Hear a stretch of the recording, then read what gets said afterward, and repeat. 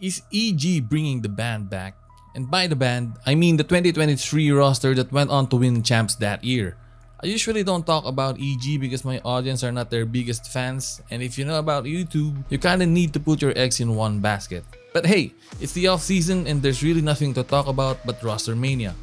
But the thing here is, I don't want to simply report shit. I mean, a lot of people do that already. So this thing we're here that we're going to speculate about got me so intrigued, I just needed to make a video about it. So, the question I posed earlier, is EG, or rather Potter, secretly bringing back the EG we all know and love? We all know by now, Com supposedly reached a verbal agreement with EG, and if anything, I see this as the first step toward bringing back the OG EG roster.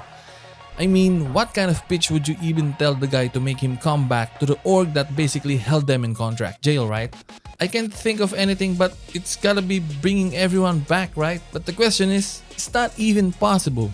Anyway, Com's clutch factor has been pivotal to that EG run back in 2023, but I'm concerned about whether he could still be effective these days, but more on that later. Anyway, let's go to what I think would be the easiest signing if ever they are really bringing the band back. So with Demon 1 and boostio currently teamless, getting these two back would seem to be the easiest acquisition after Com. That's if Demon 1 is cool with it, because again, we all know that the whole contract jail thing left a bad taste in the mouths of these former EG players. But you know, if it's for something like this, a bring the band back kind of thing, then I can see a world where all that frustration and bad blood just becomes water under the bridge. On to the next. I've asked this before and I gotta ask it again. Does anybody actually know how loyal Ethan is to NRG? Because that's gonna be another interesting hurdle if we are really bringing the band back. Ethan had major success with both teams, but he once said that the championship with NRG was more special since he was the one leading the team, while with EG he felt like he was just along for the ride. So in Ethan's case, getting him back would be a bit trickier, plus like the others, I've got some questions about how well he'd actually fit into this roster this time. We'll be talking about that later. As for Jawgemo, he's in a pretty good spot with G2 right now, but the thing is, no matter how much G2 hypes themselves up as a great team, they still haven't really shown anything yet. Meanwhile, back in his EG days, Jawgemo was straight up making magic happen. And who knows, maybe Potter can convince him that the magic is still there, and they can pull it off again. Whatever the case may be, I see Jawgemo as one of, if not the last player to return to the team. And it's definitely gonna get messy if he actually wants to go back to EG. His contract with G2 doesn't end until 2026, so it's gonna take some serious power plays and a bit of that forcing the hand type of stuff to make his EG comeback happen. Worst case scenario, their best bet would be to pick up another duelist, either a free agent or someone from tier 2 who could possibly fill Jawgemo's shoes. Now that we've set up all the feel-good stuff, let's get into the real thing. The problems accompanying this supposed to be comeback. So, if you noticed earlier, I kept saying more on that later.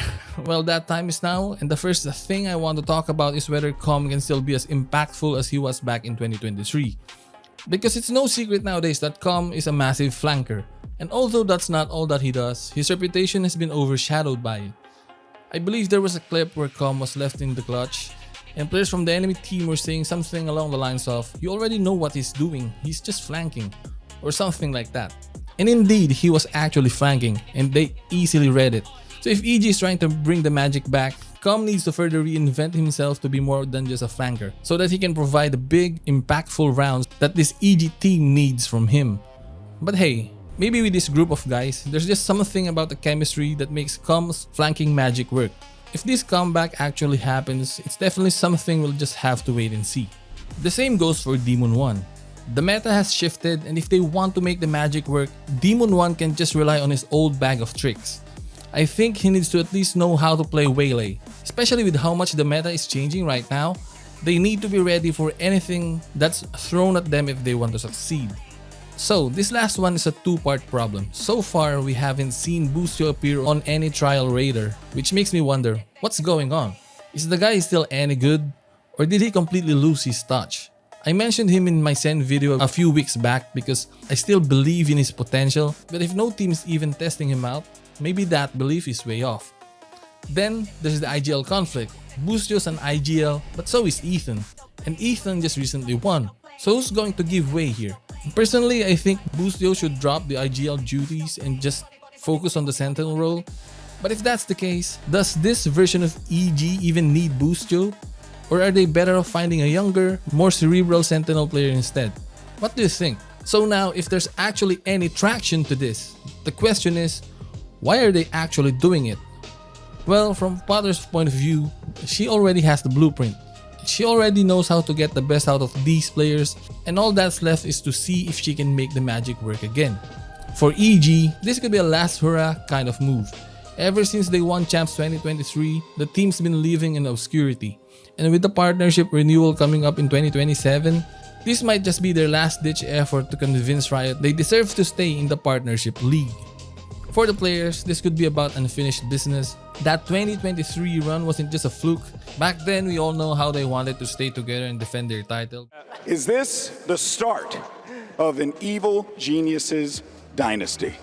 Absolutely. Absolutely? Absolutely. But EG had other plans. For the players, it was a peak that most of them haven't reached again since. So maybe this is their shot at rewriting the ending to prove that the magic wasn't luck, it was them all along. And if they can pull it off one more time, it's not just a comeback, it's a statement. So touching back to reality, I know this whole thing is a massive speculation built off one single rumor. But then again, it's the off season and there's really not a lot of material we can work with. That's why I'm letting my imagination run wild just to keep things interesting. I know some of you probably don't vibe with this kind of stuff, but I really enjoy speculating and I'll be making these kinds of videos every now and then, especially now that we're on the off season. But yeah, since we're touching back on reality, what's the actual possibility of bringing the band back? Honestly, it's pretty low. I mean, sure, you already have Com, but other than him, I think it's really only Boostio who'd come back in a heartbeat. Demon 1 would definitely have a lot of offers to think about, and as for Ethan, if he doesn't retire, the most likely outcome is that he just stays with NRG. As for Jawgemo, I just don't see a world where he leaves G2 for EG. He's having the time of his life with G2 right now, and I think it would take a lot for him to even consider walking away from that. So yeah, with that, it's basically around 40%. It might sound nice on paper until you realize it's only 2 out of the 5 players who actually have a high chance of coming back. It would take a ton of resources for EG to reel the other 3 in. So as much as it'd be nice to see the boys run it back one more time, the reality is, this is probably just a dream scenario. One of those what-if stories that leaves rent-free in our heads during the off-season. The silver lining in all of this, though, is that Potter has already proven herself before. And maybe she doesn't need all of them to come back. If she can find the right players to fit her blueprint, then maybe, just maybe, that dream could turn into reality once again. Anyway, I'll see you guys in the comments. Leave a like if you enjoyed, hit that sub button so you don't miss out, and I'll see you in the next one. Peace.